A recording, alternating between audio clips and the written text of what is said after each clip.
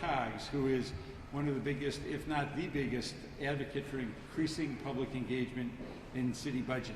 In fact, I can remember several years ago a budget hearing where it was clear that the Alderwoman was not pleased because there were so few people who were engaged in the budget process. And so she has really made it a mission to get more people involved in this.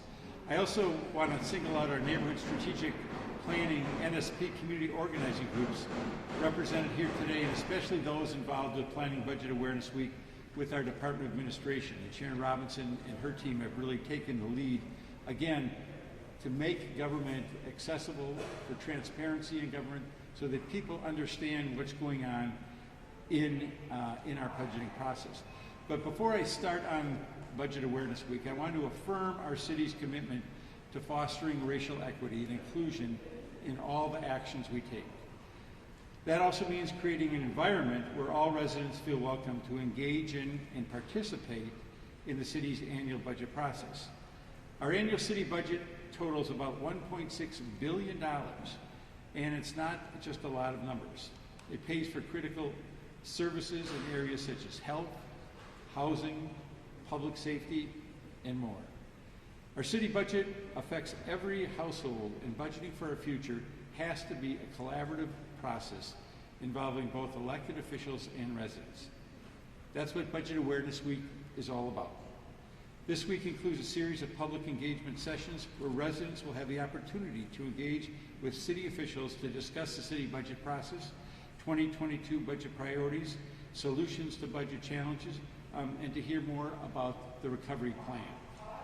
In informing residents about the city's budget, hearing their feedback, and building common ground is so important in light of our city's mounting, very serious financial circumstances. In addition to rising employer health care costs and pension obligations, which are a real challenge for our city, our budget challenges include, when you factor in inflation, more than 20 years of reductions in state aid and limited revenue generating options. That is a real problem. And as I've said repeatedly, we have to reset our relationship, our fiscal relationship with the state of Wisconsin. That has to occur without a doubt. Unfortunately, our city does not have the ability to boost revenue to pay for city services through general or sales taxes, unlike the vast majority of our peer cities. Just to give you an example, just over the weekend I was in an event and an individual was saying, well, the city must have gained a lot of additional dollars because of the tremendous run by the Milwaukee Bucks. Winning the championship, having all these people in the city, that must have generated a lot of money for the city. And I told him, as happy as I am, and I am maybe the happiest guy in Milwaukee that the Bucks won the championship, that was not a financial boom for the city of Milwaukee coffers. To the extent there was additional spending and it had generated more sales tax and more income tax, the major beneficiary of that, of course, is state government, and to a much lesser extent, county government. But the city does not share in any of that, although we had additional costs because of this. So that'll tell you how out of whack that relationship is. But our budget situation is even further complicated by COVID-19. In fact, the city has calculated $53 million in revenue losses due to the pandemic to date. And Dennis Yacarino and his team at the budget office are doing a lot to deal with that. Now there, fortunately, again, we've got the assistance of President Biden through the American Recovery Plan, which is going to allow us to cover a significant number of those losses. But again, we know that this is an ongoing issue that we're going to have to deal with. So all of these issues will require us to make choices, tough choices, in order to achieve a balanced budget as is required by state law. I encourage residents to visit milwaukee.gov/budget to learn more about city budgeting and to register for the various Budget Awareness Week activities, including my 22 budget hearings scheduled for tomorrow at 5:30 p.m. And there's good seats still remaining. If you're driving past City Hall or if you're on Zoom, turn on Zoom and listen to the budget hearing tomorrow at 5:30. At that same website, residents can take the budget priority survey and include their voice on the budget process. On Thursday at 5:30 p.m., I will discuss my plans to allocate $93 million of the first half of the city's unprecedented $394 million American Rescue Plan Act. You can register to attend this webinar at the same website. In addition to helping our city to recover COVID-19 related revenue losses, the funding in my plan will help address the needs of residents hardest hit by the pandemic. My plan is pending before Common Council in its consideration. It will connect unemployed residents to jobs, assist individuals and families facing evictions, increase access to affordable housing, address reckless driving, which we know after another terrible incident last night is a serious issue in this city, help small businesses, and do more. So I want to thank everyone in our city who is actively involved in city budgeting and who say yes to participating in our budget process this year. I also ask each and every one of you to help us spread the word about Budget Awareness Week.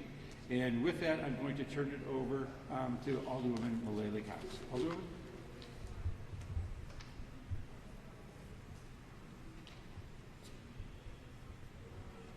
Good morning. Come on now, this is Budget Awareness Week. We're kicking it off. I know we got more energy than that. Let's try that again. Good morning. Good morning. All right. As was mentioned, I am 6th District Alderwoman Mullally Cox. You know, whether it is police, fire, potholes, electrical lights outages, or fallen trees, all of these services that the city of Milwaukee provides have to be budgeted for.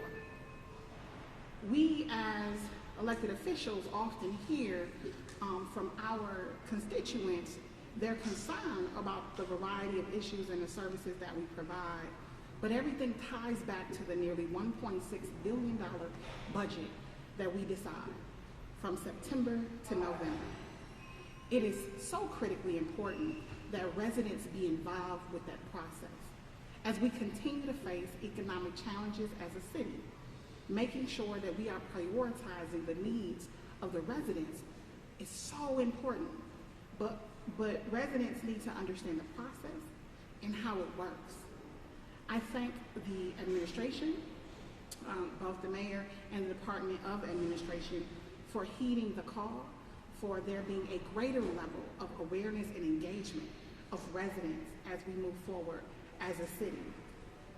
There may be some challenging economic times ahead, but those decision-making during those times will be made easier if we're doing it together. If citizens understand what is happening and the process being utilized to spend their dollars. Budget Awareness Week, and you know I love weeks, and the use of events and meetings and that kind of thing to use as a connection for residents for both resources and information.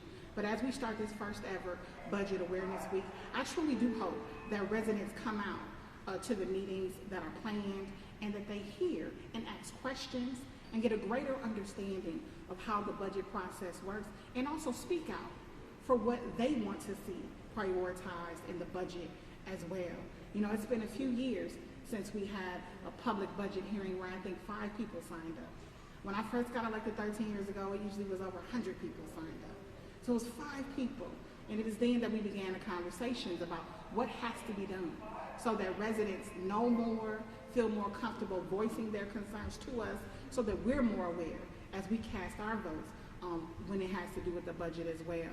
And although there has been some work done by myself, my colleagues, and the administration, I see this week as just a greater elevation of the engagement of residents in the budget for the city of Milwaukee. So again, I hope people take part in this Budget Awareness Week. I hope they do the surveys that are online.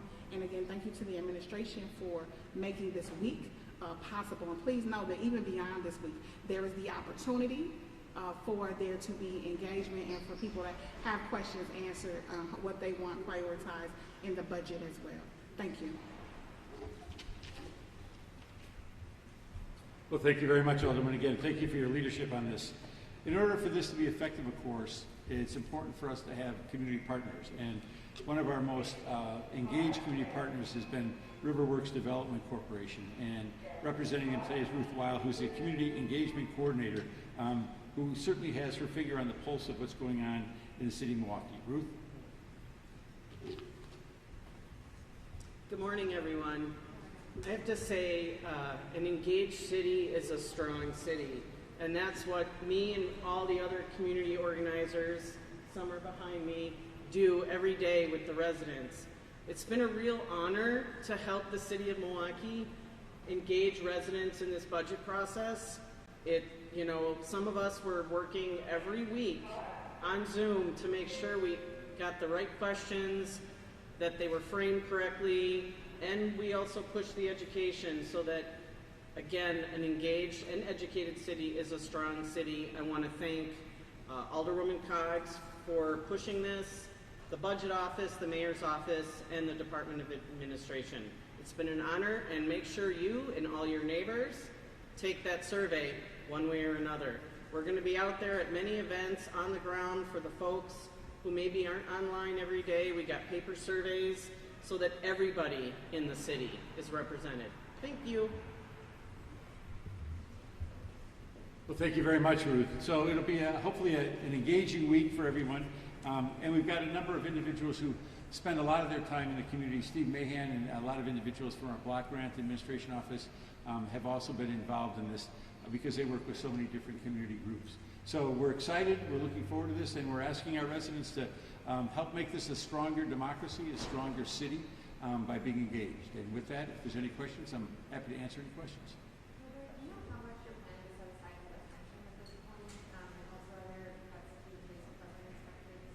So the question is how much we're setting aside for the pension and whether there'll be cuts to the police department. Is that? We're still formulating the budget. In fact, the last couple of weeks we've had numerous conversations with the budget office as we go through the proposed budget. At this point, we don't have those numbers, and it's just the budget will be presented to the Common Council. I think it's September 18th, somewhere in that area. So we're still a month away from that. But the pension continues to be a very serious issue that we face, and as we've talked before, the chickens are really going to come home to roost next year. That's when the dramatic increase in the pension payment is going to be due as we do the 5-year cycles of payments. And so we've been actively working with the county, we've been working with the MMAC, we've been reaching out to state lawmakers to see what we can do to address that issue. But that is certainly an issue that is going to come again to the forefront as we prepare the 2023 budget. But we will be putting resources aside for the pension. But frankly, it won't be enough to cover it. In terms of the police, right now we're anticipating a relatively high number of retirees, and so we're focusing on replacing as many of those as we can. And doing that with several classes, but we'll have much more information as the budget develops.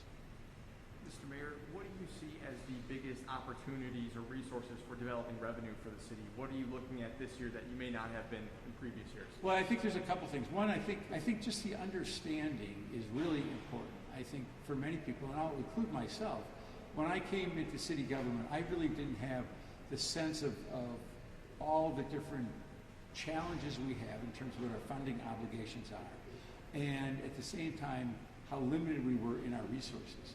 So I think it's important for people to understand, again, and I go back to the conversation I had just this weekend where the gentleman quite honestly didn't believe me when I said, I wish we were getting more money. He said, oh, you're getting more money, you're getting more money. I said, we're not getting more money.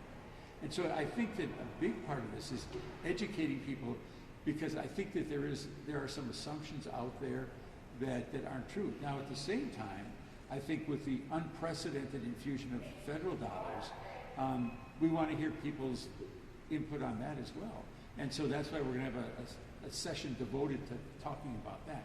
But a lot of that money will be incorporated, obviously, in some of the challenges we have with our local city government. So the fact that we're using there's $53 million in lost revenue tells you the challenges we have. So are you able to specify locally what you're planning to focus on in terms of revenue generation, or is it just going to rely on federal dollars? Well, again, the revenue generation is the biggest challenge we have. What we do have is we do have this infusion of federal dollars. So we'll be working with the council to see how we allocate that. We've got the first, what we call tranche of that money that has arrived, $197 million or so. And so we're focusing on how that will be allocated. That will be part of what we're doing over the next month and a half. And then the budget itself. Of course, public safety, we all know that there are challenges with infrastructure, and Alderman made reference to streetlights, for example. You can see this week how taxed our Department of Public Works is with the tree work that's being done.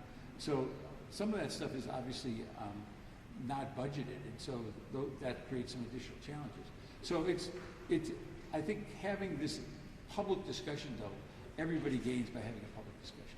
And additionally, Mr. Mayor, a question that I often get asked from people is, and I don't know if we're able to do this, but are you able to qualify how much the pandemic has taxed the city? Or do we have a number in terms of how much that's going to cost you all, cost residents? Well, again, what the numbers are, and there's a formula that the federal government has created that our budget office is using in terms of lost revenue, and that's the $53 million figure that we're talking about.